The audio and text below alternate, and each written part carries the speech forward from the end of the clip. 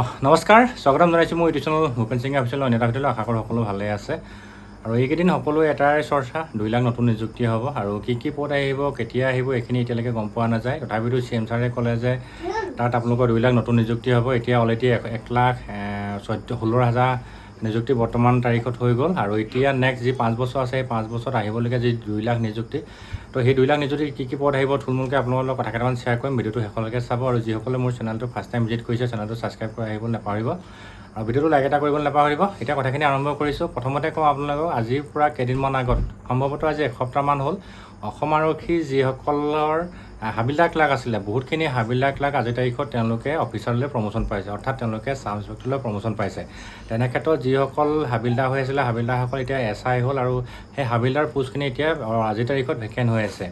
আৰু সেই হাবিলদাৰ পোষ্টখিনি ভেকেঞ্চি হৈ যোৱাৰ লগে লগে তাৰ তলৰ যিখিনি নায়ক আছে বা লেছ নায়ক যিখিনি আছে ছিনিয়ৰ, তেওঁলোকে এতিয়া হাবিলদাৰৰ প্ৰমোশ্যন পাব।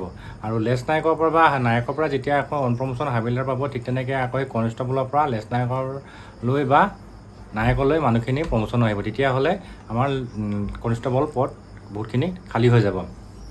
এইটো এটা ভাল খবৰ। দ্বিতীয়তে CM ছাৰে ক'লে যে প্ৰায় যি 108 আমাৰ যিটো আছিলে অসম আৰক্ষীৰ যিটো কল চেণ্টাৰ যিটো আছে, ট'ল ফ্ৰী নম্বৰ যিটো আছিলে, যিটো আমাৰ ইয়াত নতুনকৈ এটা আঁচনি কৰিছে, তাত CM ছাৰে কৈছে যে 1000জন ড্ৰাইভাৰক নিয়োগ কৰা হ'ব। তাত 200 আৰক্ষী অফিচাৰ লগতে জোৱানক তাক নিয়োগ কৰা হ'ব। এই অফিচাৰ জোৱানসকল এতিয়া ক'ৰ পৰা আহিব, সেইটো এটা ডাঙৰ প্ৰশ্ন আছে। গতিকে সেই যি 1000 ল'ব, 1000 লগত যি 200 আৰু 1000 যি ড্ৰাইভাৰ কনষ্টেবল আছে সেইখিনিৰ লগতে যি 200 আছিলে UBA হওক বা APO হওক বা যিটো অফিচাৰে হওক, সেইখিনিও নতুনকৈ ৰিক্ৰুইটমেণ্ট হোৱাৰ পূৰ্ণ সম্ভাৱনা আছে। কাৰণ কেলৈ আজিৰ তাৰিখত যিখিনি ল'ৰা আজি ট্ৰেইনিং কৰি আছে, তেওঁলোকৰ আগৰ ভেকেঞ্চিখিনি এগেইনষ্টতে তেওঁলোকে এতিয়া ট্ৰেইনিং কৰি আছে বা তেওঁলোকক ফিল আপ কৰিছে।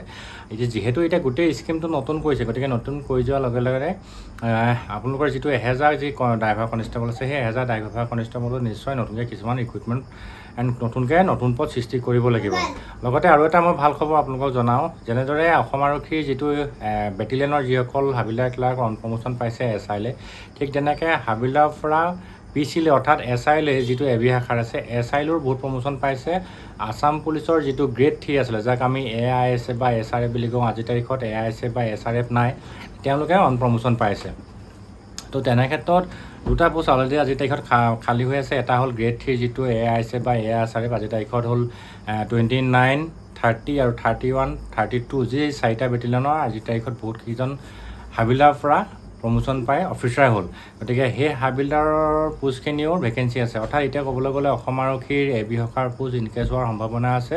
দ্বিতীয়তে আছাম পুলিচৰ যিটো গ্ৰেড 3 যিটো আছিলে, সেয়াৰ পোষ্ট ইনক্ৰিজ হোৱাৰ সম্ভাৱনা আছে। তো এইখিনিয়ে হ'ল ভাল খবৰ মই আপোনালোকক জনালোঁ। লগতে আপোনালোকক আৰু এটা কথা কওঁ, যিটো মই এতিয়া ড্ৰাইভাৰৰ কথা ক'লোঁ, সেই ড্ৰাইভাৰৰ আজিৰ তাৰিখত যি 735টা পদৰ কাৰণে যিসকলে ট্ৰেইনিং কৰি আছে তেওঁলোকৰ POP হ'ব। POP হোৱাৰ পিছতে এইখিনি পদ আকৌ আপোনালোকৰ আজিৰ তাৰিখত মানে কি যথেষ্ট মানুহৰ ভেকেঞ্চি হৈ আছে। কিছুমান অন প্ৰমোশ্যন পাইছে, অন প্ৰমোশ্যন পাই কিছুমান ৰিটায়াৰমেণ্ট হৈছে। গতিকে ৰিটায়াৰমেণ্টৰ ভেকেঞ্চিহে আছিলে 735টা। তেনে ক্ষেত্ৰত যেতিয়া আকৌ নতুনকৈ যেতিয়া আকৌ 1000 মানুহৰ যেতিয়া ৰিক্ৰুইটমেণ্ট হ'ব, যেতিয়া 102ৰ যিটো আঁচনিত, তো তাত তেতিয়া কিন্তু নতুনকৈ পোষ্ট আপোনালোকৰ সৃষ্টি কৰাৰ পূৰ্ণ সম্ভাৱনা আছে। গতিকে ডেফিনেটলি আপোনালোকৰ AV শাখাৰ পোষ্ট যিটো আজিৰ তাৰিখত 700 কিমানটা আছিলে, তাত পোষ্ট ইনক্ৰিজ হোৱাৰ সম্ভাৱনা আছে। লগতে যিটো আপোনালোকৰ ড্ৰাইভাৰ পোষ্ট পূৰা নতুনকৈ ৰিক্ৰুইটমেণ্ট কৰিব। গতিকে আপোনালোকে ইয়াৰ কাৰণে চেষ্টা অব্যাহত ৰাখক বা আপোনালোকে যিখিনি লাইচেঞ্চ আছে বা ডকুমেণ্ট যিখিনি আছে সেইখিনি ক্লিয়াৰ কৰি ৰাখক।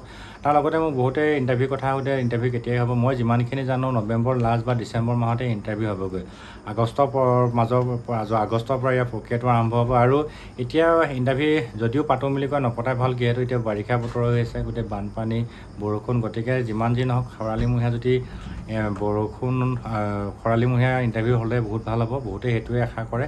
গতিকে এইকেইদিন অলপ কষ্ট কৰক আপোনালোকে আৰু বহুত ভাল খবৰ আহি থাকিব, যিহেতু 2 লাখ নতুন নিযুক্তি আছে। আৰু খুব যিহেতু এতিয়া যিটো মুখ্য সচিব মহোদয়ৰ নেতৃত্বত যিখন টাস্ক ফ'ৰ্চ গঠন কৰিছে, টাস্ক ফ'ৰ্চ গঠনৰ ইতিমধ্যে গোটেই খালী পদখিনিৰ প্ৰতিবেদন চৰকাৰক দাখিল কৰিলে হয়তো তাৰ এগেইনষ্টে এতিয়া খালী পৰি হৈ থাকিব। লগতে যি স্বাস্থ্য বিভাগত 35,000 ভেকেঞ্চি আছে কৈছে, ঠিক তেনেকৈ এডুকেশ্যন বিভাগতো যথেষ্ট পদ খালী হ'ব।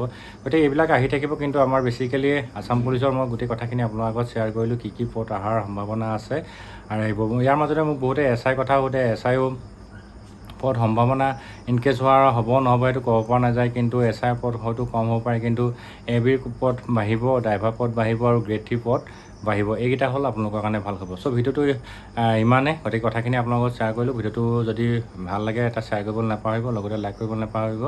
আজিলৈ ৰাখিছোঁ, ধন্যবাদ।